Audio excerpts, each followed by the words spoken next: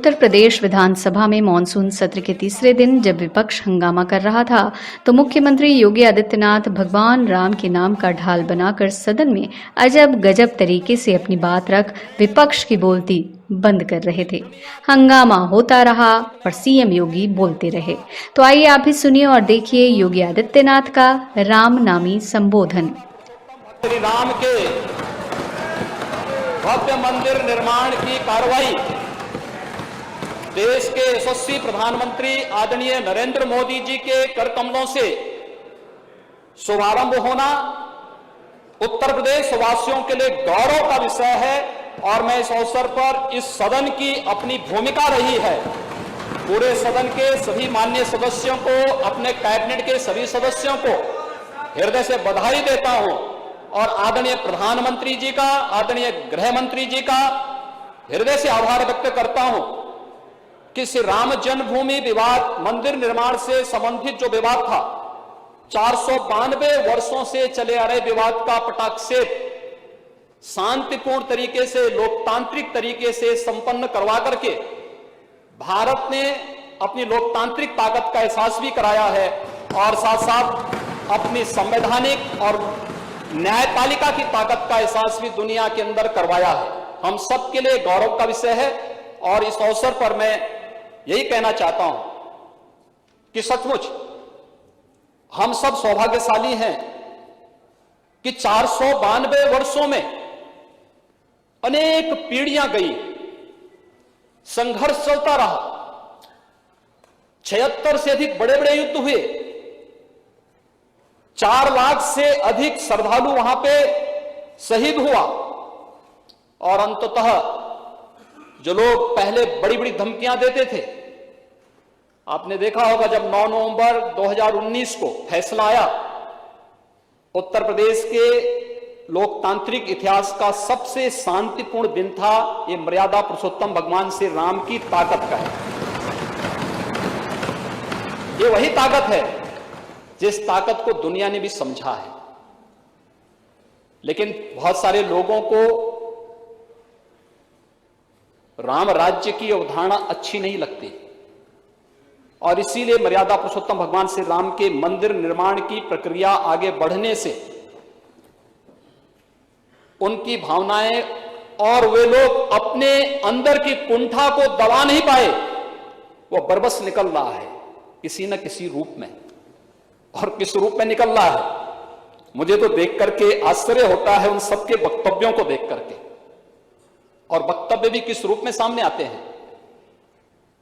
यानी जब देश में हर्ष और उमंग का विषय, उत्साह का एक नया माहौल है, दुनिया भारत को बधाई दे रही है, प्रधानमंत्री मोदी जी का अभिनंदन कर रही है, गृह मंत्री अमित शाह जी का अभिनंदन कर रही है, तिथियां किस रूप में मिलती हैं। 9 नवंबर 1989 को पूज्य संतों ने अयोध्या में राम मंदिर निर्माण का एक संकल्प लिया था और 9 नवंबर 2019 में 40 साल के बाद यह फैसला हिंदू समाज के पक्ष में आया, से राम मंदिर निर्माण के पक्ष में आया है और सर्वसम्मत फैसला आया। 5 अगस्त 2019 में इस देश के अंदर सत्ता लोलुप राजनीति की एक बड़ी गलती का परिमार्जन देश की संसद में आदरणीय प्रधानमंत्री जी के मार्गदर्शन में आदरणीय गृह मंत्री से अमित शाह जी ने कश्मीर की धारा 370 को सदैव के लिए समाप्त करके आतंकवाद की ताबूत पर अंतिम कील ठोकने का कार्य किया। तो 5 अगस्त 2020 ठीक 1 वर्ष के बाद 492 वर्षों का यह ऐतिहासिक कालखंड भी हम सबको देखने को मिला है। हम सब सौभाग्यशाली हैं कि हमारी पीढ़ी के सामने ये सारे कार्य संपन्न हो रहे हैं और हम भव्य मंदिर निर्माण का मार्ग देख पाएंगे। महोदय, इस अवसर पर बहुत सारे लोगों के वक्तव्य इसके बाद जिस रूप में आए हैं, जिन लोगों को राम के वास्तविकता पर ही विश्वास नहीं था, उन्हें राम की ताकत का एहसास अब तो हो रहा होगा। अब रोम की भाषा बोलने वाले लोग भी राम राम चिल्लाने लग गए हैं, भले वह परशुराम के बाने ही क्यों न हो।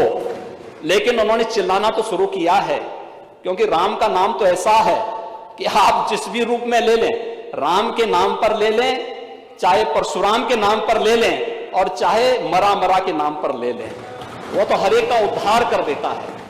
लेकिन उन लोगों ने भी ये भाषा बोलनी शुरू कर दी है, क्योंकि उन्हें मालूम है कि भारत के अंदर राम नाम से ही बैतरणी पार होने वाली है, बाकी कोई उसका आधार नहीं है। और इस देश की जनता जनार्दन ने बार बार साबित करके दिखाया है। महोदय, ये वही लोग थे जिन्होंने राम सेतु का भी विरोध किया था, जिन्होंने सांप्रदायिकता कानून के नाम पर देश की भावनाओं के साथ खिलवाड़ करने का प्रयास किया था, इस समाज को बांटने का प्रयास किया था।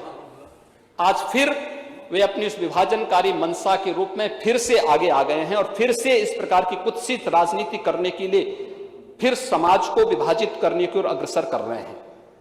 ये वही लोग हैं जिन लोगों ने राम भक्तों पर गोलियां चलाई थी।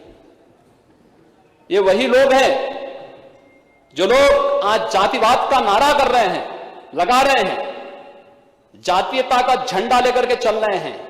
ये वही लोग हैं जब सत्ता में आते हैं तो कन्नौज के एक नीरज मिश्रा नाम के भारतीय जनता पार्टी के कार्यकर्ता का सिर काट करके ब्रीफकेस में भर करके अपने आप मंगाते हैं, और उस शर्मनाक घटना के बाद भी जनता से माफी नहीं मांगते।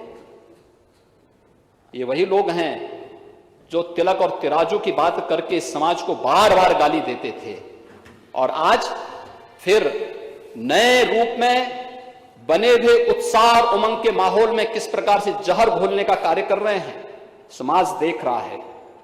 लेकिन राम का काज है, ये चलता रहेगा। और राम के इस काज के लिए मैं पूरे सदन को बधाई देता हूं, पूरे सदन के सभी माननीय सदस्यों को हृदय से बधाई देता हूं। और मैं इस बारे में सबसे कहना चाहता हूं, उत्तर प्रदेश के लिए एक अवसर है। ये सच है, हम सब वैश्विक महामारी से लड़ रहे हैं, हम लोग लड़ेंगे। और अभूतपूर्व कार्य किया है सभी माननीय सदस्यों ने, अभूतपूर्व कार्य किया है।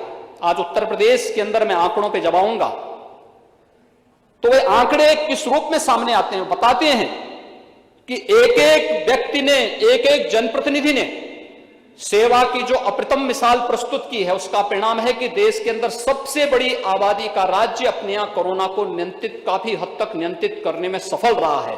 और उस कार्यक्रम को आगे बढ़ाने की दिशा भी हमारे सामने अयोध्या में श्री राम मंदिर निर्माण की कार्रवाई, यह एक अभूतपूर्व घटना है। और इस अभूतपूर्व घटना को आने वाले समय के लिए और भी स्मरणीय बनाने के लिए हम सब उस दिशा में एक नए प्रयास के साथ अयोध्यापुरी के विकास की एक नई रूपरेखा तैयार कर रहे हैं। लेकिन अभी तो हमें अयोध्या में 5 अगस्त को राम जन्मभूमि मंदिर निर्माण के लिए जिस कार्य का शुभारंभ आदरणीय प्रधानमंत्री जी ने किया है, उस कार्य के प्रसाद को देश के अंदर हर प्रदेश तक, हर जनप्रतिनिधि तक पहुंचाने के अभिनव कार्य को हमें अपने हाथों में लेना है। और मुझे लगता है ये प्रसाद देश के अंदर और दुनिया के अंदर पहुंचना ही चाहिए। और ये उत्तर प्रदेश में सरकार इस दायित्व को निभाएगी कि प्रसाद सब तक पहुंचेगा। मैं जानता हूं हमारे बहुत सारे जनप्रतिनिधियों को, माननीय विधायकों को प्रसाद यहां मिला है, हमारे अयोध्या के माननीय विधायक जी लेकर के आए हैं। जो बचे होंगे सरकार भी उन तक पहुंचाने का कार्य करेगी, और फिर वे हमारे ब्रांड एम्बेसडर बनकर के, जैसे प्रयागराज कुंभ के समय मंत्री परिषद के सभी माननीय मंत्रियों ने जाकर के देश के अलग अलग राज्यों में जाकर के ब्रांड एम्बेसडर के रूप में प्रयागराज कुंभ को एक यूनिक इवेंट के रूप में प्रस्तुत किया, उसी रूप में हम लोग अयोध्या की इस घटना को भी देश और दुनिया के सामने प्रस्तुत करेंगे। तो उत्तर प्रदेश में ढेर सारी संभावनाएं आगे बढ़ेंगी, और उस रूप में हम लोग इस कार्यक्रम को आगे बढ़ाने का कार्य करेंगे। यह एक कार्य इस अवसर पर हम लोग करना चाहते हैं। महोदय, राम और परशुराम में तात्विक रूप से कोई भेद नहीं, दोनों भगवान विष्णु के ही अवतार हैं। इस थोड़ा बुद्धि का भेद है। जहां पर बुद्धि का स्तर संकीर्ण और छोटा होता है, वे लोग भ्रम में पड़ते हैं। लेकिन तात्विक रूप से शास्त्र ने कोई भेद नहीं माना है, कोई भेद नहीं माना है। और फिर हम सब के यहाँ लोक भाषा में संत तुलसीदास जी ने तो बहुत अच्छे ढंग से इसकी विवेचना की है, बहुत अच्छे ढंग से इसको प्रस्तुत कर दिया है। जब धनुष भंग के समय भगवान परशुराम पधारते हैं तो मर्यादा पुरुषोत्तम भगवान श्री राम के ही मुंह से उन्होंने कह दिया कि राम मात्र लघु नाम हमारा, परसों सहित बड़ नाम तुम्हारा। देव एक गुण धनुष हमारे, नवगुण पनम पुनीत तुम्हारे। सब प्रकार हम तुम सन हारे, क्षमो विप्र अपराध हमारे। ये भगवान राम की मर्यादा है भगवान परशुराम के प्रति इस प्रकार के सम्मानजनक शब्दों का उद्धारण करना कि हे देव हमारे तो एक ही गुण है धनुष, लेकिन आपके तो परम पवित्र सम दम तप शौच क्षमा सरलता ज्ञान विज्ञान और आस्तिकता, ये सभी 9 गुण आप में हैं। हम तो सब प्रकार से आपसे हारे हैं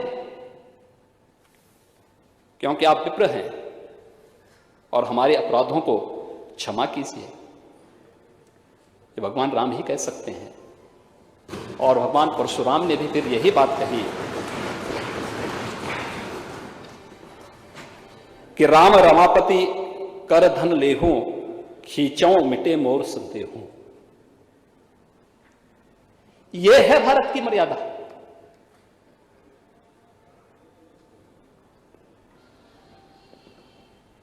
भगवान विष्णु का वह धनुष कि आखिर ये संदेह मिटे कैसे, क्या मैं जो देख रहा हूं क्या वो सच है। और उन्होंने यही कहा, हे राम जो मैं देख रहा हूं ये धनुष लीजिए, इसका संधान कीजिए। और वह धनुष स्वतः ही राम के पास पहुंचता है और उसके बाद पुनः भगवान परशुराम के मुंह से निकल पड़ता है कि जय रघुवंश बनज बन भानु, गहन धनुज कुल दहन कृषाणु। जय सुर विप्र धेनु हितकारी, जय मद मोह कोह ब्रह्महारी। कही जय जय जय रघुकुल केतु, भृगुपति गए बनहि तप हेतु। अगर उन्होंने राम और परशुराम के महत्व को समझा होता तो अपनी जातिवादी विभाजनकारी कुत्सित मनसाओं को व्यक्त करने के बजाय देश की खुशी के साथ ये लोग भी उमंग और उत्साह के साथ आए होते तो भारत की ताकत कई गुना बढ़ी होती। लेकिन दुर्भाग्य है उन लोगों का, वो देश की खुशी के साथ खुश नहीं हो सकते, क्योंकि देश की खुशी के साथ, राष्ट्र मंगल की खुशी के साथ वही लोग खुश हो सकते हैं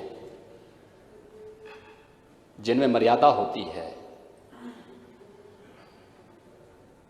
जिनमें धैर्य होता है। और लोकतंत्र में मर्यादा और धैर्य अत्यंत महत्वपूर्ण है, क्योंकि लोकतंत्र बगैर लोक लाज के नहीं चलता। ये लोक लाज बहुत महत्वपूर्ण होता है। व्यक्ति कुछ समय के लिए झूठ का सहारा लेकर के समाज के चेहरे पर धूल तो झोंक सकता है, लेकिन विधाता से कभी बच नहीं सकता है, कभी नहीं बच सकता है। सत्ता विमर्श ब्यूरो की रिपोर्ट।